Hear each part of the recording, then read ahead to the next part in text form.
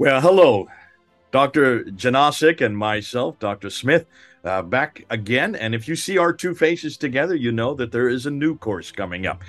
This is the third of 10 courses that we teach in the MAPI program, Master of Art in Apologetics and Polemics to Islam. And we've been doing this now for over 2 years. In fact, we've done all of them. We're now starting our second tranche, going through all of the 10 courses. And we want to introduce this one, 503, which is the one on Muhammad himself. Muhammad is absolutely important to Islam. Without Muhammad, there is no Islam. Without Muhammad, there is no Quran. And so you can see why it's important that we assess him as Christians. And that's why this course is for Christians. It's for those who are interested in engaging with Muslims about their prophet, about the man that really started the religion that they have to go to, that's part of the Shahada. So he's absolutely important. It's that we understand him and that we also critique him from a Christian standpoint. That's what this course is about. It's starting in just a few weeks. It's starting on October the 24th of this month. So you need to register if you want to be a part of this course. I've got right there at the bottom of the screen, you can see it. I've got the URL. It's basically, you just need to email info, and I've got it right here, info@ves.edu. That's VES is the old name for Veritas International University. It is the university that both Dan and I work out of. We've been doing these courses since 2020. Number 3. Now, what we're going to do, Dan, so good to have you here. Thanks for coming on board. We've done this course once before, haven't we? So this is the second time that we're looking at it again, and we're going to introduce new material as we always do. Okay, Daniel, now this is not a course that you go to physically, is it, Daniel? Explain what we do. What is that we actually do for these courses here at MAPI? Okay, these are Zoom courses. So Jay will send out each week a reminder and the course link, and it'll also be on the course site for those regular students, MA students, and audit students. So it's always there available. But we use the same one for each week. So you will click into that Zoom session.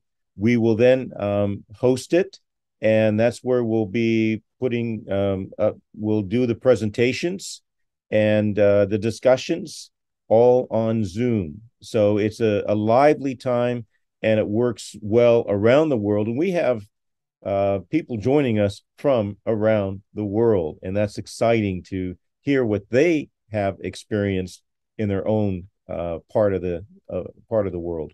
Yeah, we purposely do this, don't we, Daniel? Because rather than bring students here to the United States, which is difficult, you have to get visa, you have to get hotel, you have to get air flights, and all the other board and room that you have to take care of.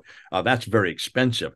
Rather than having students come to us, we go to you. In fact, if you notice, Daniel is in his office. He's a few hundred miles from me. Neither of us are in California. I'm in Pennsylvania. And so this is where you will see some of the times I'll be traveling. So the nice thing about Zoom, as long as you have a laptop and as long as you have a camera, you're ready to go, and we are ready to go. So we come to you. That's why you don't have to leave the comfort of your own home or your own office or wherever you do your own work. And that's why it's so good that we can engage you in your own locality. And that's why it's amazing. We have students for over 160 students from about 22 different nations now. The great thing about that is you're going to be meeting students who are in a different country, in a different time zone, in a different culture. They will be taking what we're introducing, and in the discussions, we find out how it works in Timbuktu, or we find out how it works in Zimbabwe, or we find out how it works in Indonesia or in the Middle East. And you will find that this material works differently depending on the culture you're in, because Islam is not monolithic. And there are different categories that you have to work with depending on what Muslim's standing in front of you. And that's why it's so good that we can do this on Zoom, so that we can do it in real time and in real place.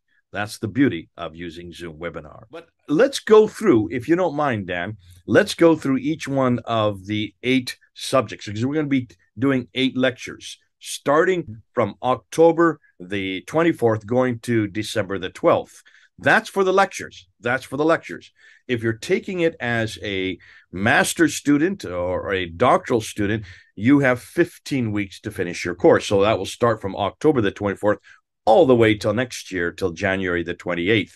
But let's go through this, Daniel. If you don't mind, go ahead and let's unpack each of the lectures one by one. And I'll start off because I'll be doing the first lecture on October the 24th. You'll be there as well to engage and Always. to jump in. One of the things about Daniel and I, we are so different, and we come from two completely different standpoints. Daniel is much more the intellect; he's much more the academic. I'm much more the man on the street, engaging with Muslims face to face. So we bring our two giftings together whenever we teach, and also whenever we introduce these kind of materials. So let's start with the first one. That will be on October the 24th, looking at and introducing Muhammad, looking and introducing this book here. This is the standard work. We're going to show you what it is that Muslims, why is it that they honor him so high? What is it about Muhammad that they like? What is it that they go with Muhammad? That will be the first one. Obviously, because of the fact it is the first lecture, we'll also introduce all the students. We do this. This is a tradition we have at MAPI, so that every student can not only know each other, get to engage with each other, but also be able to discuss and go back and forth with each other. That will be the first week. Then October the 31st, over to you, Daniel. What are you going to do on that date? Well, on that date, I'm going to be dealing with the classical account of Muhammad's life. I'm going to look at the 10 areas that have been put forth concerning Muhammad, all the material that has been developed over the centuries, but we're going to do it in a very systematic way, and you're going to see pretty much what the earliest biographies have tried to put together on the life of Muhammad, and we're also going to look at the Hadith and other writings that really took place later, but they try to give a picture of Muhammad, and this will be a full picture that you will not see in many other places in one lecture. Good. And then the following week, this will be November the 7th. Notice these are always on Mondays. They always happen on Mondays at 8 o'clock Eastern Time, United States. So wherever you are in the world, you're going to have to set your clock to that. It is the same thing we do with all our courses, always Monday nights at 8 o'clock Eastern Time. And we usually lecture for 2 hours. Then many times we open it up to Q&A, which can go for another hour. I mean, it depends on the subject, it depends on the interest, and it depends on you, the students. So November 7th, what will you be doing? That will be lecture number 3. Well, I'll be going back to Muhammad and the people of the book, and this will be more of a critical review of the historical perspective or the historical writings on Muhammad, and we'll use a book called Muhammad and the People of the Book as our guideline. But I will also throw in there a critique by the earliest apologist to Islam, and that's John of Damascus. I did John as my doctoral dissertation focus, and the reason I did that was that he wrote about Muhammad from the very beginning, and it is very, very important that we understand what this eyewitness to these early beginnings really said about Muhammad. And so that's what we'll do on the third lecture, November 7th, Muhammad and the People of the Book. All right. And then the next week, November the 14th, number 4, what will you do for that lecture? Right. And I will also take that one. Here we're going to look at a Christian assessment of Muhammad, very important assessment. We'll look at the biblical qualifications of a prophet and see how Muhammad fits into that, because the Muslims always want to say that he is the supreme and the last prophet, and we'll have to determine that according to the Old Testament characteristics, qualifications. And then we'll ask the question, was Muhammad a prophet for the Arabs or the Jews or the Christians? This gets interesting because we're going to use some cutting edge material that deals with this question in detail. And then finally, we're going to assess whether Muhammad was really the seal of the prophets compared to other prophets. So it's kind of a biblical overview, a historical overview, a good critical review of Muhammad as a prophet. And Jay, you've got the next one, right? That's correct. That's on November the 21st. That would be the fifth lecture, where I'm going to look at just how relevant this guy is for today, or for any day, or for anyone, or for anywhere. This is the relevancy. How relevant is it? We hear from Muslims all the time. He is the greatest paradigm. He is the greatest model for all of mankind. Is he really? We're going to ask whether or not he was relevant as a universal prophet. Where did this universality come from? Or was he only good for the Arabs at his time or in any time? We're going to ask whether or not he was relevant for women, or whether or not he elevated himself, whether or not this man, Muhammad, whether or not he was a sinful prophet. And also, we're going to look at the whole problem of embarrassment versus evidence, this whole debate that we have come across that many of us are engaged in. So that will be on the fifth week, the November the 21st. The sixth week, I'm going to come back and no, this is you again. Now it's back to you again. What's happening on the sixth week, November the 28th? Oh, this is one of the fun ones because this will be very much an apologetic type of discussion and lecture. We'll be looking for Muhammad in the Bible.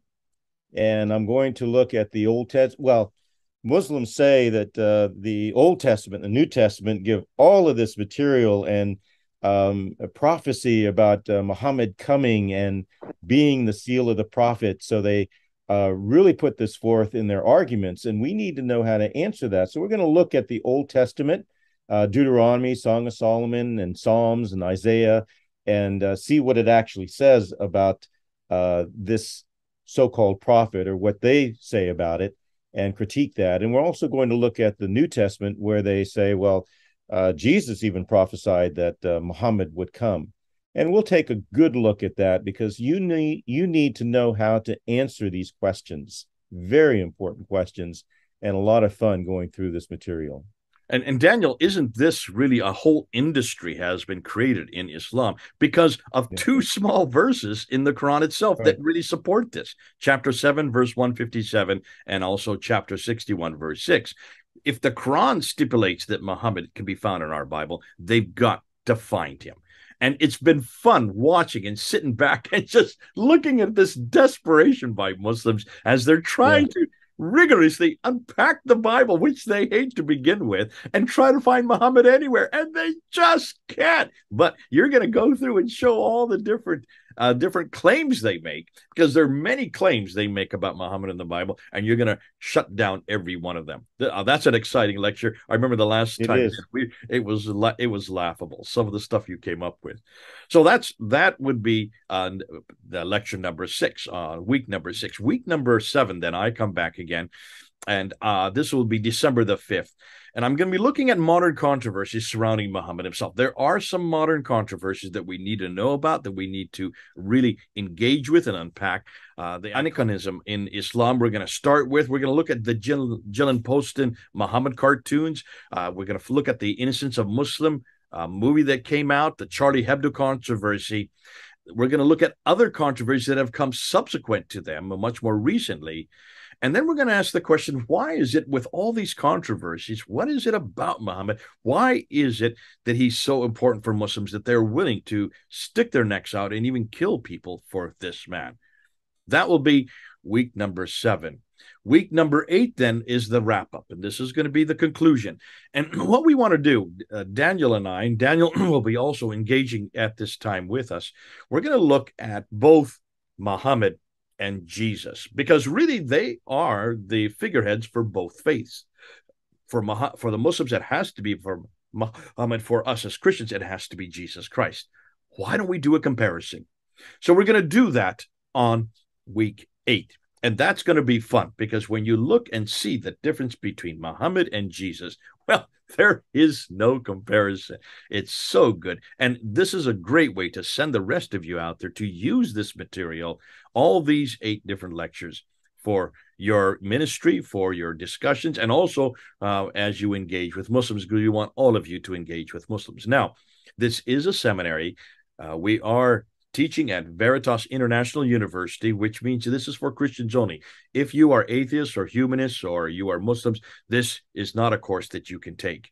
This is only for those who believe that Jesus died on the cross and rose again for your sins and my sins. That means you can be Catholic or Protestant. We don't really care. What we do want to know is that you do believe in his death and resurrection. Now, Daniel, what about the costs? What is it going to cost for each one of these? If you could just unpack those for our listeners.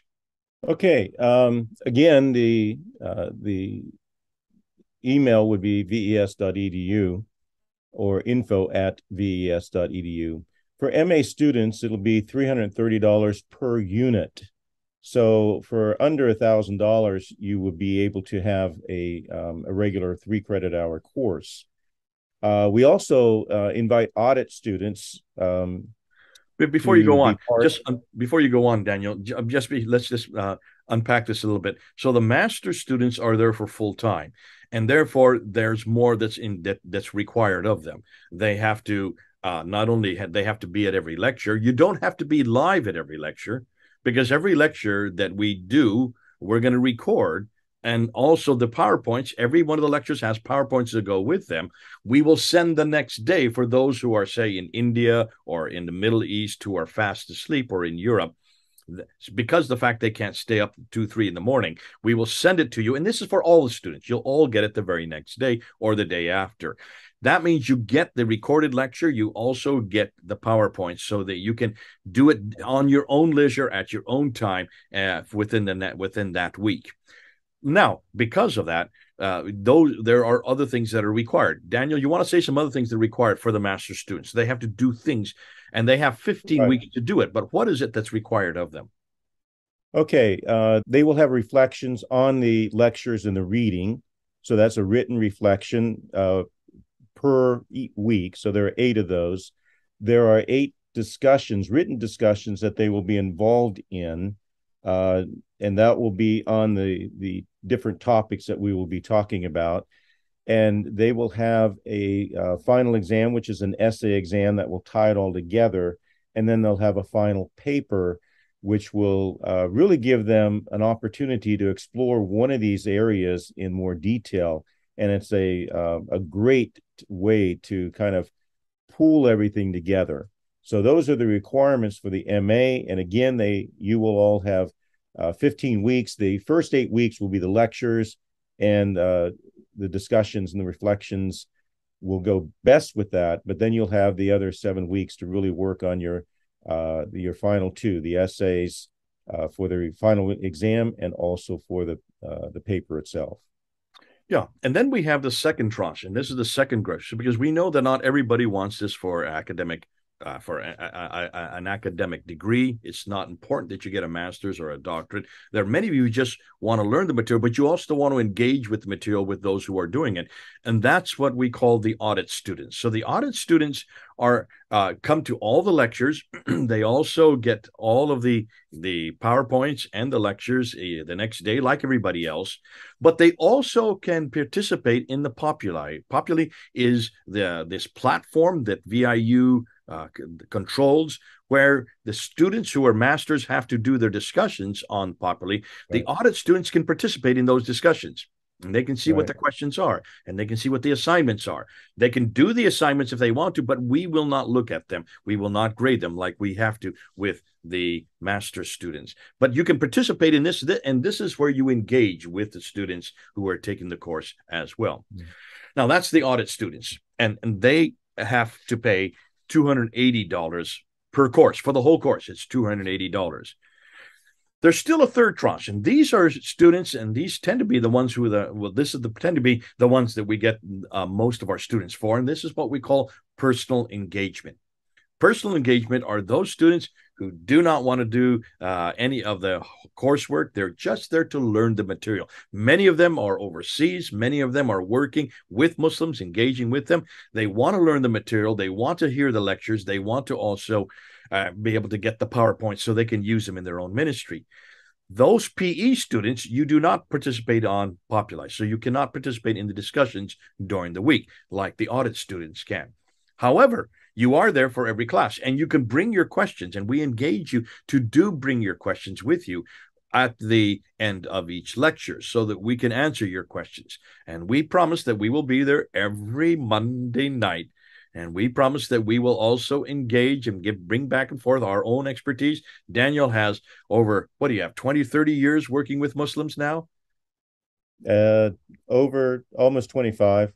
Okay. And I have about almost 40 years of working with Muslims. So we have lots of experience to help you out with these different areas. Now, that's for the personal enrichment students.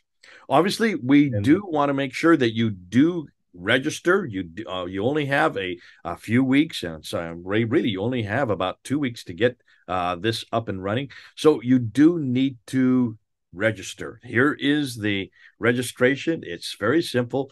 info@ves.edu. Anything else you and want to the and say? the price. What are the prices again for the individual categories? Sorry, I didn't say that, did I? The price is $200. $200 for the personal enrichment. So it's 330 per unit, but there are 3 units, so that's $990, roughly $1,000 for the master students. It's $280 for the audit students, and it's $200 for the personal enrichment students. Anything less you want to say before we head on out and get ready for this course? I can't wait to get started myself. Oh, this is one of the best courses in the whole series because it's foundational. Yeah. And there's some really good cutting edge material that we will uncover and give to you that you can use in your own witness to Muslims. And that's what we want to do. We want to give you the information that you need to better understand what Islam is about so you can better defend Christianity and refute the error that you find in Islam. So this is our purpose, and it's always great to work with you, Jay. I Mm-hmm. really enjoy our discussions that we have, the question and answer period that we have every Monday night. It's just very enriching and very engaging, and I appreciate being part of that. Okay. Well, I hope to see as many of you as possible on October the 24th. That's just a few weeks from now. It'd be terrific to start looking at Muhammad, unpacking him, seeing who he was, how he's important to us, and how we can critique him as Christians. Until then, this is Daniel and Jay, over and out.